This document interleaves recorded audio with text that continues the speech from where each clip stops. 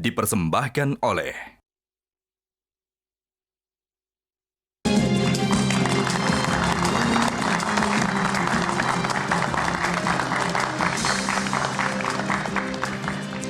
Pemirsa, tinggal selangkah lagi sidang kasus pembunuhan berencana Brigadir Yosua menyentuh garis finish. Di lap terakhir, saling serang antara jaksa penuntut umum dengan penasihat hukum para terdakwa berlangsung panas.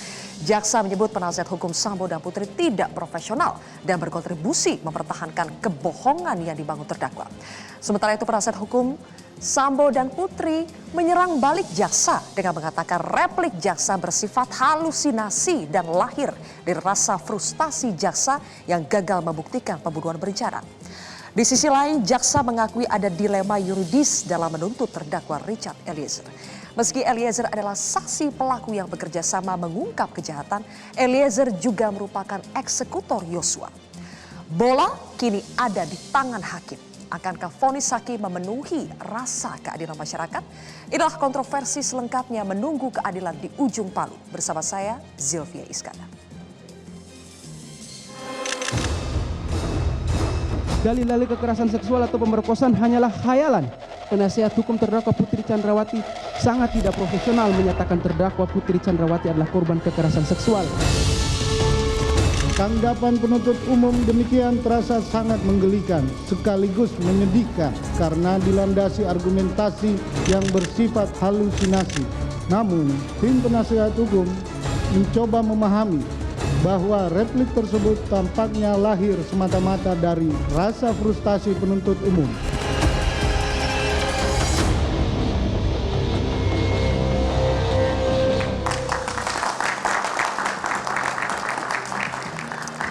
Untuk membahasnya sudah hadir 5 orang narasumber di studio Metro TV. Yang pertama adalah mantan Hakim Agung Profesor Gayus Lumbun. Selanjutnya saksi ahli meringankan atau menguntungkan bagi terdakwa Ferdy Sambo, Profesor Elwi Daniel. Berikutnya pakar hukum pidana Jamin Ginting, mantan Jaksa Agung Muda Jasman Panjaitan.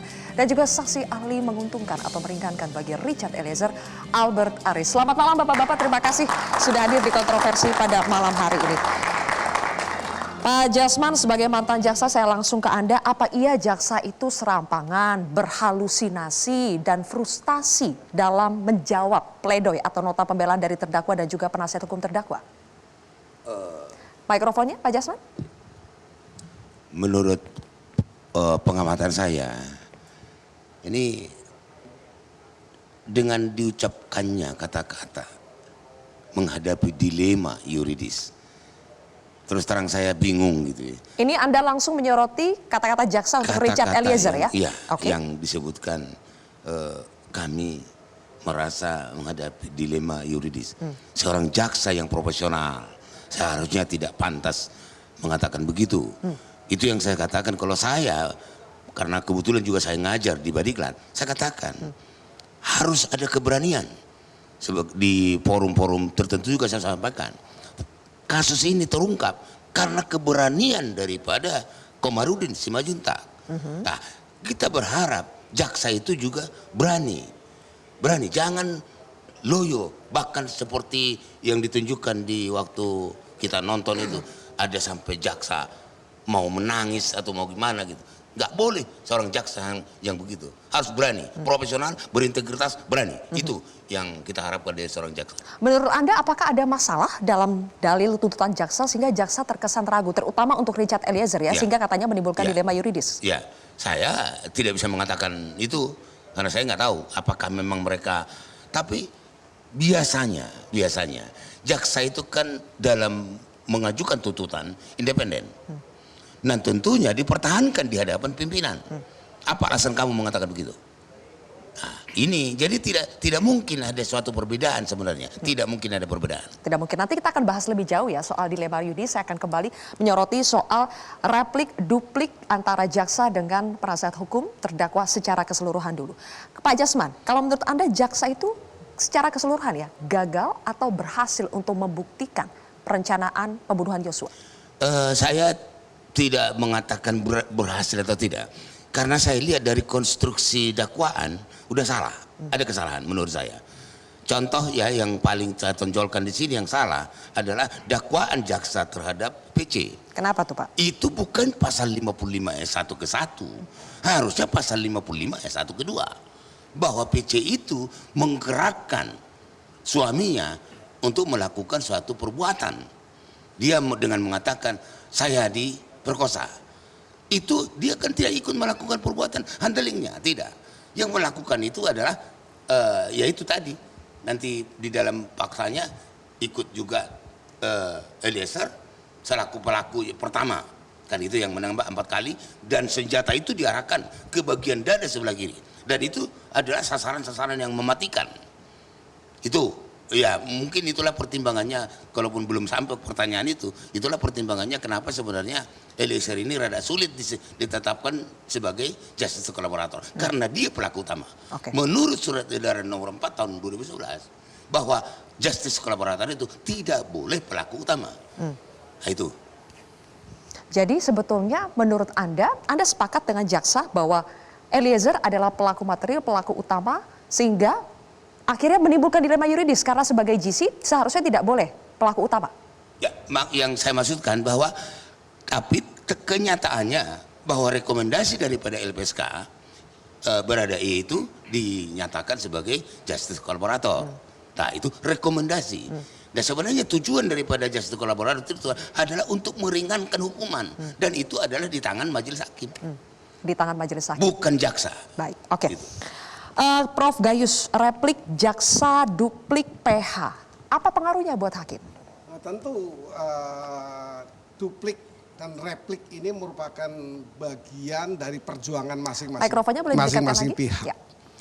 Saya tentu memaklumi kalau ada pro dan kontra, baik di masyarakat maupun di para ahli hukum, pro dan kontra. Yang tidak boleh adalah prejudice. Ini yang tidak boleh. Prejudice itu artinya sudah berusaha atau pre-judgment. Sama ya, prejudice hampir sama dengan pre-judgment. Prejudice itu adalah prasangka buruk yang telah diutarakan. Dalam surat antar penasihat hukum biasanya ada itu. Send prejudice, ya, dengan hormat disampaikan untuk tidak dipersoalkan di persidangan. Karena ini antar advokat. Itu advokat kuno zaman saya dulu. Ya, saya cukup lama menjadi advokat. Jadi dulu bahasa kami antar advokat menyantumkan itu untuk saling menghormati. Nah, yang buruk ada itu sesuatu yang sudah diprasangkakan yang ramai di masyarakat. Saya mengikuti ada suara masyarakat yang betul-betul bentuknya adalah keadilan sosial. Ada, dia menuntut keadilan. Ada tokoh-tokohnya. Saya nggak perlu sebutkan, tapi kira-kira kita semua tahu. Paling tidak ketika peristiwa ini terbongkar pertama, keluarga korban berteriak, ini bukan tembak-menembak, ini pembunuhan. Langsung muncullah warrior-warrior yang berasal dari masyarakat. Kalau boleh saya sebut namanya, Saur Siagian. Siapa lagi? Irma Huta Barat. Siapa lagi? Johnson Panjaitan. Itu warrior-warrior. Apa yang dimaukan? Pecat Sambo dan pecat Eliezer, 2 orang yang melakukan pembunuhan ini, supaya jangan mempengaruhi persidangan atau proses hukum. Nah, ini tahap kedua. Tahap pertama, si ibu dan keluarganya membongkar peti yang tadinya tidak boleh dibongkar, kemudian terbukalah. Ketiga baru Eliezer tampil sebagai JC, justice collaborator yang ditunjuk oleh LPSK, dan itu sah mendapatkan fasilitas, perlindungan dan sebagainya, termasuk pengertian kalau dia bersalah pun dihukum lebih ringan dari yang lain. Nanti kita akan bahas lebih jauh soal ini ya. Tapi sebelum itu, saya ingin ke Pak Albert. Pak Albert, PH Sambo Putri menilai jaksa itu hanya bersandar pada keterangan satu saksi, yaitu keterangan Richard Eliezer untuk mendakwa Sambo melakukan pembunuhan berencana. Kita simak dulu cuplikannya berikut ini. Dalil penuntut umum tersebut menunjukkan bahwa penuntut umum hanya menyandarkan pembuktiannya berdasarkan satu keterangan saksi yang tidak bersesuaian dengan saksi dan juga bukti lainnya. Sesuai dengan uraian nota pembelaan tim penasihat hukum tanggal 24 Januari 2023, tidak terdapat satupun keterangan saksi Richard Eliezer Pudiang Lumiu yang bersesuaian dengan keterangan saksi dan juga alat bukti lainnya yang menunjukkan bahwa terdakwa Ferdy Sambo menembak dan membunuh korban. Anda sebagai saksi ahli yang menguntungkan bagi Richard Eliezer, menurut Anda apa yang membuat keterangan satu saksi Richard Eliezer lebih berkualitas, lebih bisa dipercaya dengan 4 terdakwa lainnya? Ya, makasih Zilvia. Pertama-tama izin saya mau meluruskan apa yang tadi disampaikan oleh abang saya, Bang Jasman dan juga Prof. Gayus. Izin Prof. Betul, keluarga almarhum Brigadir Joshua membuat laporan polisi tanggal 18 Juli 2022. Tetapi hampir 1 bulan penuh perkara tersebut masih gelap. Dan mulai ada titik terang saat Richard Eliezer mengubah keterangannya di berita acara pemeriksaan di tingkat penyidikan Polri. Apakah artinya ini, Zilvia? Artinya dikaitkan dengan pertanyaan tadi, apakah keterangan seorang saksi Richard Eliezer ini bisa dianggap sebagai keterangan yang berkualitas?